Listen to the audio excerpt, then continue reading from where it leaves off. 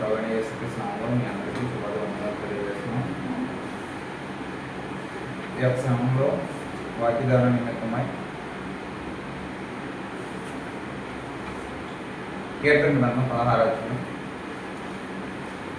కీర్తనలు 16వ అధ్యాయం మొదటి 2 వచనాలు మాత్రమే చదువుతున్నాం.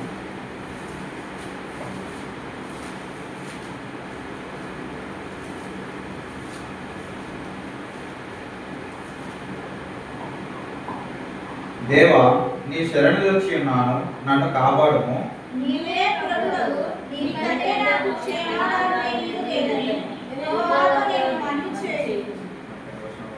నేను ఎలాగందును భూమి మీద ఉన్న భక్తులే శ్రేష్ఠులు, వారు నాకు కేవలం ఇష్టలు. యెహోవాను విడిచి వేరొకరిని అనుసరించు వారికి శ్రమలు విస్తరించును. వారు అర్పించు రక్త పానీయాలను నేను అర్పింపను, వారి పేర్లు నా పెదవుల నిప్పును. యెహోవా నా స్వాస్థ్య భాగము, నా పానీయ భాగం నీవే, నా భాగమును కాపాడుచున్నావు. మనోహర స్థలములలో నాకు పాలు ప్రాప్తించును, శ్రేష్ఠమైన స్వాస్థ్యము నాకు కలుగును. వాక్యాన్ని అర్థమై ప్రార్థన చేస్తున్నాం.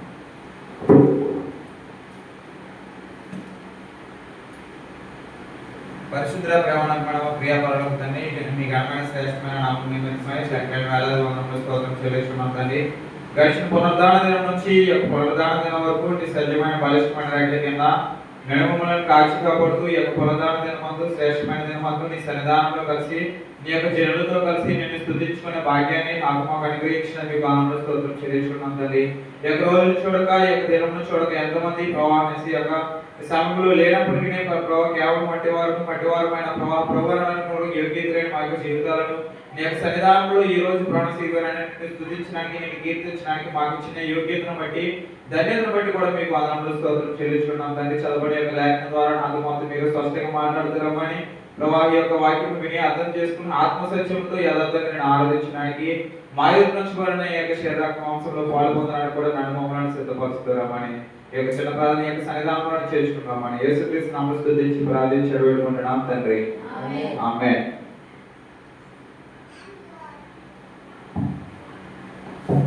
ఈ యొక్క చదవబడిన యొక్క లేఖ భాగంలో దేవా, నీ శరణుజొచ్చి ఉన్నాను, నన్ను కాపాడు. ఈ యొక్క కీర్తన రచించింది ఎవరైనా మనం పై వచనంలో చూసినట్లయితే దావీదు రాసిన కావ్యము. దావీదు రచించిన ఈ యొక్క కీర్తనలో దేవా, నీ శరణుజొచ్చి ఉన్నాను, నన్ను కాపాడు. దావీదుకి కాపాడే దేవుడు వేడుకునేంత శ్రమ ఏమొచ్చిందని మనం వెళ్తే అనేక శ్రమలు దావీదు వెంటాడుతూ వచ్చినాయి. చావుగోతులను కూడా వెళ్ళినవాడు దావీదు. అలాంటి శ్రమలు ఇబ్బందులు ఉన్నప్పుడు దేవాన్ని శరణుజొచ్చి ఉన్నాను, నీవే నన్ను కాపాడుము. నీవే ప్రభువు, నీకంటే నాకు క్షమాధానమైనది ఏదీ లేదని యెహోవాతో నేను మనవి చేయను. దావీదు యొక్క శ్రమలో ఉన్నప్పుడు దావీదుని ఏ రీతిగా అయితే పిలుచుకున్నాడు అన్నమాట దేవుడు. ఏ రీతిగా ఆయన యొక్క పిలుపు దావీదుకి అందిందని మనం చూసినట్లయితే కీర్తనలు 78వ అధ్యాయము, కీర్తనలు 78వ అధ్యాయం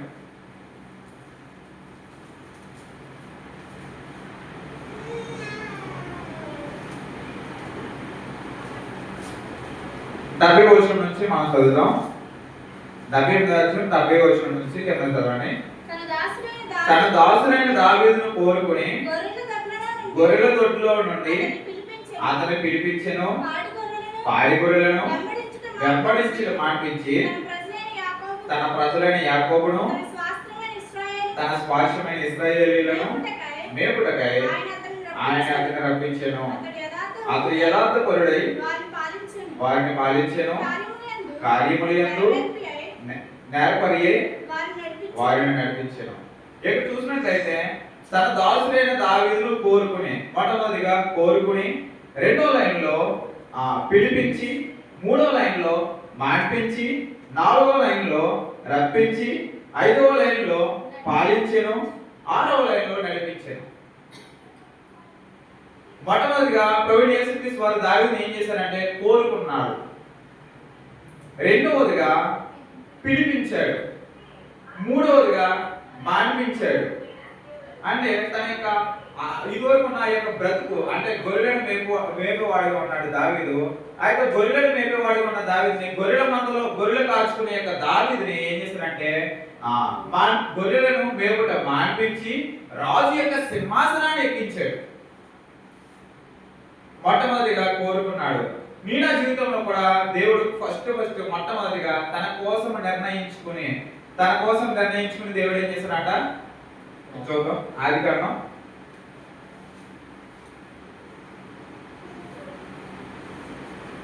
27వ వచనంలో చూసినట్లయితే దేవుడు తన స్వరూపమందు నరుని సృజించెను, దేవుడి స్వరూపమందు వారిని సృజించెను, స్త్రీనిగాను పురుషునిగాను సృజించెను.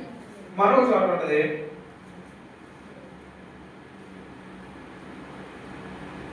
దేవుడు తన కోసం నిర్ణయించుకుని జగత్ పునాది వేయబడుతుంది. ఎఫెసీయులకు రాసిన పత్రిక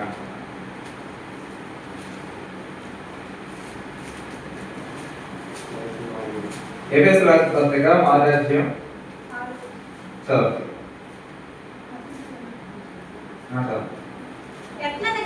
ఎట్లనగా తన ప్రియుని యందు తాను ఉచితముగా మనకు అనుగ్రహించిన తన కృపా మహిమకు కీర్తి కలుగునట్లు తన చిత్త ప్రకారమైన దయా సంకల్పం చొప్పున యేసుక్రీస్తు ద్వారా తనకు కుమారుడిగా స్వీకరించటకై మనలను ముందుగా తన కోసము నిర్ణయించుకుని మనము తన ఎదుట పరిశుద్ధులమును నిర్దోషులము అయి ఉండవలెనని జగత్కి పునాది వేయబడక మునుపే ప్రేమ చేత ఆయన క్రీస్తులో మనల్ని ఏర్పరచుకున్నాం.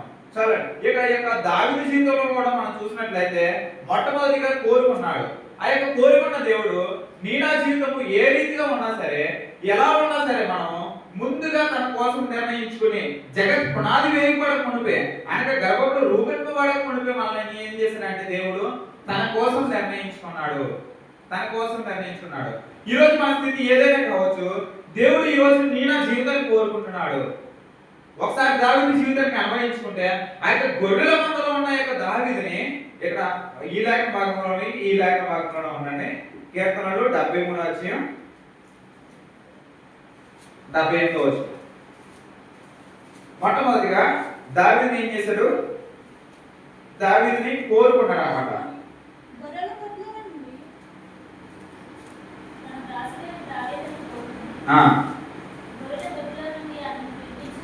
పిలిపించాను. ఇక్కడ మొట్టమొదటిగా దావీదుని కోరుకున్న దేవుడు నీ నా జీవితాన్ని కూడా కోరుకుంటున్నాడు. ఇక్కడ చూసినట్టు ఎట్లనగా తన ప్రియునియందు తాను ఉచితంగా మనకు అనుగ్రహించిన తన కృపా మహిమకు కీర్తి కలిగినట్లు తన చిత్త ప్రకారమైన దయా సంకల్పం చొప్పున యేసుక్రీస్తు తన ద్వారా కుమారుడిగా స్వీకరించటకే మనల్ని ముందుగా తన కోసము నిర్ణయించుకున్నాడు. ఈ యొక్క దావీదును ఒక్కడిని మాత్రమే కాదు కానీ నిన్ను నన్ను కూడా దేవుడు ఏం చేస్తున్నాడంటే నిర్ణయించుకుంటున్నాడు. నిన్ను నన్ను కూడా దేవుడు ఏం చేస్తున్నాడంటే కోరుకుంటున్నాడు అన్నమాట. ఎందుకని కోరుకుంటున్నాడు? తన కుమారులుగా స్వీకరించుటకై తను ఉచితంగా మనకు అనుగ్రహించిన రక్షణకు కీర్తి కలిగినట్లు తన చిత్త ప్రకారం చొప్పున దయా సంకల్పం చొప్పున ఏం చేస్తున్నాడు? తన కుమారులుగా స్వీకరించడానికి, అంటే యేసుక్రీస్తు యొక్క కుమారులుగా, అంటే దీని యొక్క కుమార్తెలుగా మనల్ని స్వీకరించడానికి ఈ యొక్క యేసుక్రీస్తు వారు ఏం చేస్తున్నారంటే మనల్ని ముందుగా తన కోసం నిర్ణయించుకుని, ఈ యొక్క దావీదు ఏ రీతిగా అయితే కోరుకుని నిర్ణయించుకున్నాడో ఆ యొక్క మనం కూడా దేవుడు కోరుకుని నిర్ణయించుకునేవాడిగా ఉన్నాడు. తన దాసులైన దావీదుని కోరుకుని గొర్రెల దొడ్డులో నుండి అతని పిలిపించెను. ఈ యొక్క కోరుకున్న దేవుడు ఈ యొక్క శాంపులో నీతో నాతో పిలిపించెను అనగా మాట్లాడుతున్నాడు అనమాట. ఈ యొక్క దేవుడు మాట్లాడే దేవుడిగా ఉన్నాడు. ఆయన మొరపెట్టగా ఆయన సమీపంగా మనకే ఉండే దేవుడు. ఈ యొక్క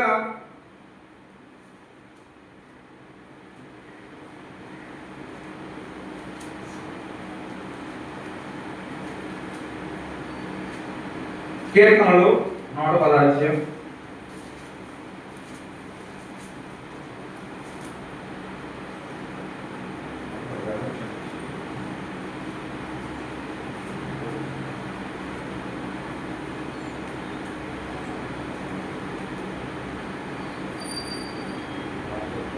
145వ అధ్యాయము 9వ వచనం. కీర్తనలు 145. యెహోవా అందరికీ ఉపకారి, ఆయన కనికరములు ఆయన సమస్త కార్యముల మీద ఉన్నవి. అలాగనే 14వ వచనం.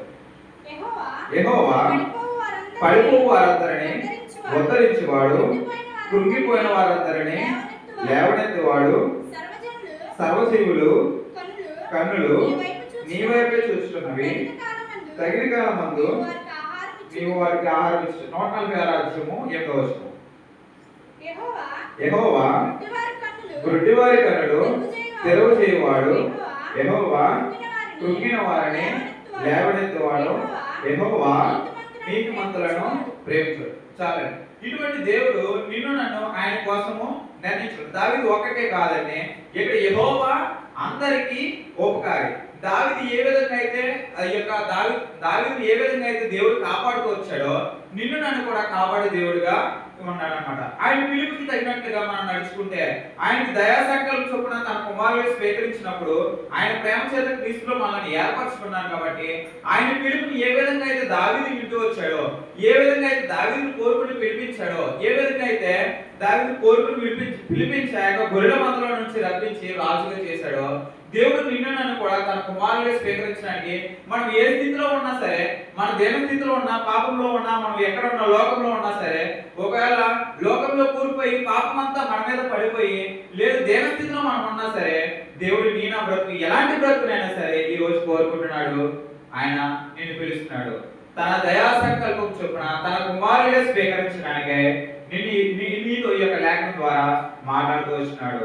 ఒప్పుకుని విడిచిపెట్టి ఆ దేవుడికి మనం ఆరాధించినట్లయితే యెహోవా అందరికీ ఉపకారి. ప్రతి ఒక్కరికే కాదు, అందరికీ ఉపకారి. యెహోవా అందరికీ ఉపకారి. ఆయన కనికరములు ఆయన సమస్త కార్యముల మీద ఉన్నవి. అలాగే యెహోవా పడిపోయిన వారందరిని ఉద్ధరించిన వాడు. మన పడిపోయిన స్థితిలో మనం ఉంటే మన యొక్క జీవితం ఒకవేళ దేవుళ్ళు ఉంటూ కూడా పడిపోతూ వస్తే, యెహోవా పడిపోయిన వారిని అందరినీ ఏం చేసేవాడు ఉన్నాడు? ఉద్ధరించేవాడిగా ఉన్నాడు. సమయము ఒకవేళ మనల్ని దేవుడు క్షమించడం అనుకుంటున్నామేమో, కానీ పడిపోయిన వారందరినీ కూడా ఉద్ధరించేవాడు, కృంగిన వారందరినీ కూడా లేవనెత్తేవాడు. సర్వజీవుల కన్నులు యెహోవా నీ వైపే చూస్తున్నవి, తగిన కాలమందు నీవు వాటికి ఆహారం ఇస్తున్నావు. ఇంకా అలాగనే యెహోవా గుడ్డివారి కన్నులను తెరువు చేయవాడు, కృంగిన వారందరినీ కూడా లేవనెత్తేవాడు. ఒకవేళ కృంగిపోయిన స్థితిలో మనం ఉంటే కూడా మనలను లేవనెత్తేవాడు ఆయనే. మనం ఎవరి వైపు చూస్తూ ఈ యొక్క ఆత్మీయ జీవితాన్ని మనం కొనసాగించాలంటే, దావీదు ఏ రీతిగా అయితే దేవుడి వైపే చూస్తూ వచ్చాడో, మనం కూడా మనుషుల వైపు కాకుండా, మనం కూడా అధికారుల వైపు కాకుండా, మనం కూడా మన యొక్క సొంత భక్తి చేతనో లేదంటే మన యొక్క సొంత ఆస్తుల చేతనో మన యొక్క ప్రాణాన్ని దక్కించుకుంటాం అనుకుంటే అది ఎంత మాత్రం నిష్ప్రయోజనం. కానీ యెహోవా వలనే మనకు ఉపకారం కలిగజేసేది. యెహోవా మాత్రమే పడిపోయిన వారందరినీ లేవనెత్తేవాడిగా ఉన్నాడు, ఉద్ధరించేవాడిగా ఉన్నాడు. దావీదు ఏ విధంగా అయితే దేవుని మీద ఆధారపడుతూ వచ్చాడో అట్టి యొక్క ఆధారం అనేది మనకు కూడా కావాలి. ఇక్కడ రెండవదిగా ఏం చేశాడు? ఆయన గొర్రెల దొడ్లో నుండి పిలిపించాడు. దేవుడు ఈ రోజు నిన్ను కూడా పిలుస్తున్నాడు. ఒకవేళ ఆ యొక్క గొర్రెల దొడ్లో నుండి, అనగా దావీదు ఏ విధంగా అయితే గొర్రెల దొడ్లో నుండి వచ్చాడో, నువ్వు కూడా ఈ యొక్క పాపం అనే యొక్క ముసుగు నుండి లేదా ఈ యొక్క సాతాను అనే యొక్క చిక్కుల నుండి మనం కూడా దేవుడు పిలిచినప్పుడు వస్తే కనుక దావీదు కోరుకున్నట్లుగా దావీదుని ఎక్కించినట్లుగా సింహాసనం మీదకి మనను ఎక్కించేవాడిగా ఉన్నాడు. మూడవదిగా పాడి గొర్రెలను వెంబడించుట మాన్పించి దేవుడు మాన్పించేవాడిగా ఉన్నాడు. ఒకవేళ దేవుడు దాన్ని దూరం చేసేవాడిగా ఉన్నాడు. నీ జీవితానికి, ఆత్మీయ జీవితానికి ఏదైతే అడ్డుగా వస్తుందో దాన్ని దూరం చేసేవాడిగా ఉన్నాడు. నాలుగవదిగా తన ప్రజలైన యాకోబును తన స్వాస్థ్యమైన ఇశ్రాయేలీయులను మేపుటకే అతను రప్పించాను. ఇక్కడ వచ్చేసరికి ఏం చేశాడు? రాజుగా చేయడమే కాకుండా తన స్వాస్థ్యమైన ఇశ్రాయేలీయులను మేపుటకే, అనగా ఇశ్రాయేలీయులు అనగా దేవుని ప్రజలు. ఆ యొక్క దేవుని ప్రజలందరినీ చూసుకోవడానికి ఏం చేశాడు? దావీదుని రప్పించాడు. దేవుడు కోరుకుంటున్నాడు ఆయన సన్నిధిలోనికి రావాలని. మనం కోరుకుంటున్నాం ఆయన సన్నిధిని దూరం అవ్వాలని. ఆయన రప్పించడానికి వస్తున్నాడు, మనము ఆయనకి దూరంగా ఉండాలని చూస్తున్నాం. ఏ విధంగా అయితే దేవుని అనుసరిస్తూ కూడా దావీదు ఏ విధంగా అయితే శ్రమలు పడుతూ వచ్చాడో, దేవుని అనుసరిస్తూనే ఏ విధంగా అయితే ఇబ్బందులు పడుతూ వచ్చాడో, దేవుని అనుసరిస్తూనే ఏ విధంగా అయితే మృత్యువులోనికి, అంటే ఇంకా ఆయన యొక్క నా ప్రాణాన్ని రక్షించు ప్రభువా, నేను తట్టుకోలేకపోతున్నాను అనే యొక్క స్థితిలోనికి వచ్చాడు. అయినా సరే దేవుని పట్టు విడవకుండా ఏం చేశాడు? దేవుని మాత్రమే వెంబడించాడు. దేవుని వెంబడించినప్పుడు ఆయన ఏం చేశాడు? తన స్వాస్థ్యమైన ఇశ్రాయేలీయులను మేపుటకై దావీదుని రప్పించాడు. అతడు యథార్థపరుడై వారిని పాలించెను. చివరికి వచ్చేసరికి దావీదు యొక్క భక్తిని చూపించాడు. యథార్థంగా ఉంటూ వచ్చాడు, యథార్థంగా ఉంటూ వచ్చి వారిని పాలించాడు అన్నమాట. కీర్తనలు 16:2. నేనే ప్రభువు, నీకంటే నాకు క్షేమదాయకమేదియూ లేదని యెహోవాతో నేను మనవి చేయుదును. చూసారా? అన్ని ఇబ్బందులు ఉంటూ వచ్చిన కానీ యథార్థతను విడవకుండా దావీదు ఏమంటున్నాడంటే, నీవే దేవుడవు, నీకంటే నాకు క్షమాధానం ఏది లేదని యెహోవాతో నేను మనవి చేయదును.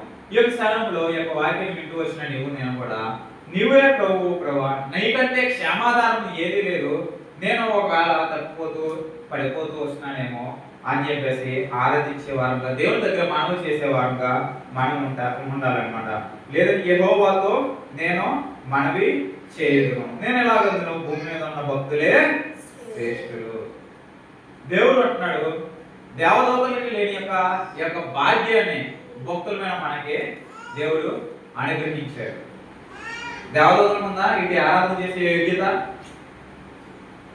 పునరుద్ధాన మందు దేవునికి ఆరాధించే యోగ్యత దేవదూతలకు ఉందా? కానీ దేవదూతలకు కూడా లేని యొక్క భాగ్యాన్ని భక్తులమైన మనకి ఇచ్చాడు. మరి ఆరాధించకుండా ఎలాగ ఉండగలుగుతూ వస్తున్నాం? ఆరాధించకుండా మన ప్రాణం ఎలా వస్తూ ఉంటుంది? ఇంకా కింద చూసినట్లయితే, యెహోవా నా స్వాస్థ్య భాగము, నా పానీయ భాగము నీవే, నా భాగములను కాపాడుచున్నావు. మనోహర స్థలములలో నాకు పాలు ప్రాప్తించెను, శ్రేష్టమైన స్వాస్థ్యము నాకు కలిగెను. మనోహర స్థలములలో పాలు ప్రాప్తించెను. ఈ యొక్క దేవుని సన్నిధిలో ఆరాధించుకునే యొక్క మనోహరమైన స్థలం ఉంటూ వచ్చింది మనకి. ఆ యొక్క స్థలంలో దేవుని మనం ఆరాధిస్తూ వచ్చినామా? ఎలా ఉంటూ వచ్చినాం? మనల్ని మనం సరి చేసుకుంటూ యోగ్యంగా ఆత్మతో సత్యముతో యథార్థంగా దేవుని ఆరాధిస్తూ రావాలి. ఇక్కడ దావీదు కూడా యథార్థపరుడై ఏం చేశాడు? వారిని పాలించినట్టుగా మనం కూడా ఆత్మతోనూ సత్యముతోనూ యథార్థంగా మనం ఏం చేయాలి? ఆయన్ని ఆరాధిస్తూ రావాలి. దావీదు ఏ రీతిగా అయితే దేవుని కొనియాడుతూ వచ్చాడో, కృతజ్ఞతాస్తుతులు చెల్లిస్తూ వచ్చాడో, తన యొక్క భక్తిని, తన యొక్క యథార్థతని ఏ రీతిగా అయితే చూపించుకుంటూ వచ్చాడో, ఏ రీతిగా అయితే దేవుడు కోరుకున్నప్పుడు ఆయన కోరుకున్న విధంగా దావీదు దేవుని దగ్గరికి ఉంటూ వచ్చాడో, ఆయన పిలిచినప్పుడు ఏ విధంగా అయితే దావీదు ఆయన పిలిపి లోబడుతూ వచ్చినాడో, ఆయన వాటిని విడిచిపెట్టి రా అని మాటించినప్పుడు ఎలా అయితే ఆ గొర్రెలను విడిచిపెట్టి దేవుని యొక్క పిలుపు తగినట్లుగా దావీదు ఆయన యొక్క పిలుపు తగినట్లుగా వచ్చినాడో, ఆ వచ్చిన దావీదుని ఏం చేస్తున్నాడు? దేవుడు తన స్వాస్థ్యమైన ఇశ్రాయేలీయులను మేపుటకై అతను రప్పించినప్పుడు అతను యథార్థపరుడై ఏ విధంగా అయితే దేవుని యొక్క ప్రజలను పాలించినాడో, ఆ విధంగానే దేవుని యొక్క పిలుపుకి ఆయన కోరుకున్న విధానానికి మనం తగినట్టుగా యథార్థపరుడమై మనం ఏం చేస్తూ ఉండాలంటే, ఆయన యొక్క స్వాస్థ్యమైన మనోహర స్థలంలో అనగా దేవుని యొక్క మందిరంలో ఆ పాలు ప్రార్థించినప్పుడు మనం పాలు పొందే వారంగా ఆయన్ని ఆరాధించే వారంగా ఉంటూ రావాలి. కొరింథీయులకు రాసిన పత్రిక 16:10.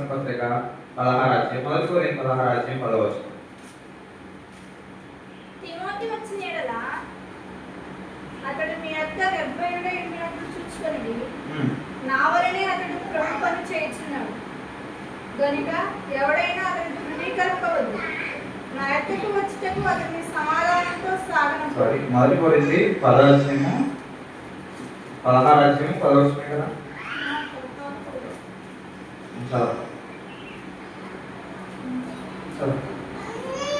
తిమోతి వచ్చిన యెడల అతడు మీ యొద్ద నిర్భయుడై ఉండినట్లు చూచుకొనుడి.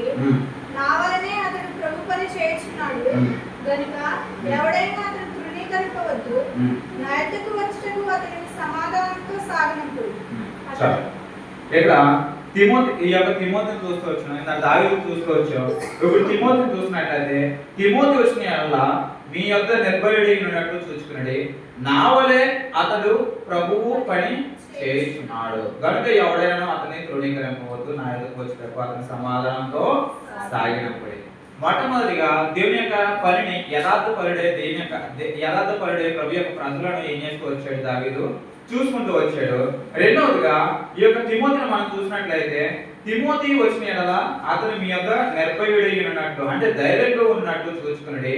నా వలె అతడు ప్రభువు పని చేస్తున్నాడు. ఆ యొక్క పై వచనాల్లో ఆ తిమోతి యొక్క జీవితం మనం చదువుకున్నట్లయితే, కింద వచనాన్ని చూసినట్లయితే నా వలె అతడు ప్రభు పని చేయుచున్నాడు. ఇక్కడ క్వశ్చన్ మార్క్ వేసుకున్నట్లయితే, మన యొక్క జీవితానికి మనం అన్వయించుకున్నట్లయితే, మనం ఏ పని చేస్తూ వస్తున్నాం, ఒక నిమిషం మనం జ్ఞాపకం చేసుకున్నట్లయితే, గనుక ఎవడైనాను అతని తృణీకరింపవద్దు. విశ్వాసమైన మనము దేవుని యొక్క పని చేస్తున్నామా? విశ్వాసమైన మనము ఈ రీతిగా తిమోతి ఏ విధంగా అయితే దేవుని యొక్క సేవ చేస్తూ వస్తున్నాడో ఆ రీతిగా మనం సేవ చేస్తూ వస్తున్నామా? విశ్వాసమైన మనకి దేవుని యొక్క పిలుపు ఉంటూ వస్తుందా? విశ్వాసమైన మనకి దేవుని యొక్క మాదిరి, అంటే తిమోతి వలె మాదిరి ఉంటూ వస్తుందా? లేదో మనము ఒకసారి మన జీవితాన్ని మనము జ్ఞాపకం చేసుకోవాలి. దేవుని యొక్క పిలుపు తగినట్లుగా మనం ఏం చేయాలి? దావీదు ఏ విధంగా అయితే పిలుచుకున్నాడో ఆ విధంగా పిలుచుకున్న పిలుపుకి తగినట్లుగా మనం నడుచుకొని దేవుని యొక్క పని చేయాలని, దేవుని ఆరాధించాలని, దేవుని యొక్క తిమోతి ఎలా అయితే పనిచేస్తూ వచ్చినాడో, దావీదు ఎలా అయితే ఇశ్రాయేలీయులను మేపుతూ వచ్చినాడో, ఇశ్రాయేలీయుల స్వాస్థ్యంలో పాలు పంపులు పొందుతూ వచ్చినాడో, మనోహరమైన స్థలంలో మనం కూడా అటు రీతిగా పాలు పంపులు పొందుతూ దేవుని ఆరాధిస్తూ తిమోతి వల్లే ప్రభు పని చేయాలని ఈ యొక్క లేఖనం తెలియపరుస్తుంది. మరొక సమయం వచ్చినట్లయితే ఇదే ధ్యానాన్ని మరొక వారం ధ్యానించుకున్నాం. దేవుడి యొక్క కొద్ది వాక్యం దేవుడు దీవించుగాక.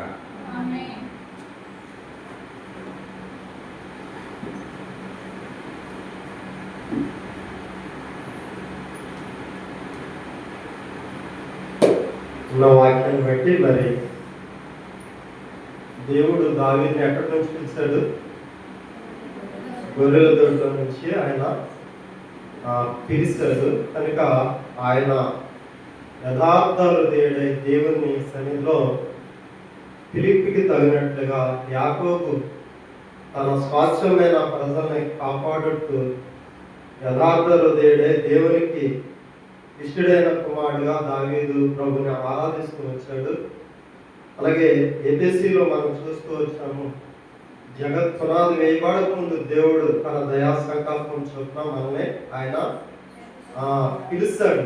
దయా సంకల్పం చొప్పున తన చిత్త ప్రకారంగా ఆయన పిలుస్తున్నాడు. చాలా మందికి ధైర్యం ఉన్న కొంతమంది దాన్ని ఏం చేస్తున్నారు? తృణీకరించుకుంటా ఉన్నారు. చూడండి, పౌలు గారు అంటాడు, మరి తిమోతి వస్తున్నాడు, అతన్ని చేర్చుకోనండి. ఎవరైనా ఒక సేవకుని దగ్గర నుంచి మరొక సేవకి పంపించబడాలి. ఆ సేవకుడు ఇదిగో పలానా వ్యక్తిని నేను పంపుతున్నాను, అతడు ఈ రోజు పరిచర్యకు వస్తున్నాడు, వాడుకున్నాను అంటే తిమోతిని గురించి ఇప్పుడులాగా ఫోన్లు లేవు, కానీ మరి ఆ రోజుల్లో ఆయన సిఫరాసు కింద దాన్ని ముందుగానే ఉత్తరం ఆయన పంపించాడు. కనుక అతడు నా వల్లనే ఏం చేస్తున్నాడు? నేను ఎలాగ పరిచయం చేస్తున్నానో అతడు కూడా నిర్భయుడే యథార్థంగా ప్రభు పని చేస్తున్నాడు. కనుక నన్ను చూసినట్టే ఆయన చూసుకోండి. కనుక చిన్నోడు లేకపోతే ఏం తెలియదని అతన్ని ఏం చేయకూడదు, తృణీకరించవద్దు. కనుక ఇలాంటి బాధ్యతలు సంఘం నుంచి, సేవకుడి నుంచి ఆయన చెప్తూ ఉన్నాడు. కనుక 16వ అధ్యాయంలో మనం చూస్తే, యెహోవా నేను నీకు శరణు జోచుకున్నాను, నన్ను నీవు కాపాడావు. అంతే, ఈరోజు బ్రతుకున్నాం, మన గొంతులో ఊపిరి ఉంది, ప్రభుని ఆరాధించాలి. మన నీటి పేపర్ గురించి ఎంతోమంది విద్యార్థులు తమ ప్రాణాలు కోల్పోయారు. 150 మందికి గాయాలైనవి, రక్తాల తలబగిలిని, ఎన్నో ఇబ్బందులు పడుతూ వచ్చారు, హాస్పిటల్లో వచ్చి పడుతూ వచ్చారు. కనుక ప్రేమైన వాళ్ళరా, మనం ఈరోజు బ్రతికి ఇలా ఉన్నామంటే కేవలం ఇది దేవుని యొక్క మహాకృప. యవన బిడ్డలో పెళ్లి కాకుండా మరి ఎంతో చదువుకొని మరి ఉద్యోగాలు చేయవలసిన పరిస్థితుల్లో ఈరోజు భూమిలో కలిసిపోయారు వాళ్ళు. కనుక మనం బ్రతుకున్నాం. దేవా, నేను నీకు శరణు జోచుకున్నాను, నన్ను కాపాడవయ్యా. ఈరోజు ఎలా ఉన్నానంటే అది నీ కృపే అయ్యా. నేను ఆరాధించుకుంటా, నిన్ను అంగీకరించా, నేను నా కుటుంబం నిన్ను నీ సన్నిధిలో ఆరాధించాలని చెప్పి ఒకరి తర్వాత ఒకడు ప్రభుని ఆరాధిద్దాం. దగ్గరగా చేయండి, అందరూ ఆమె చెప్పండి. మంచిది.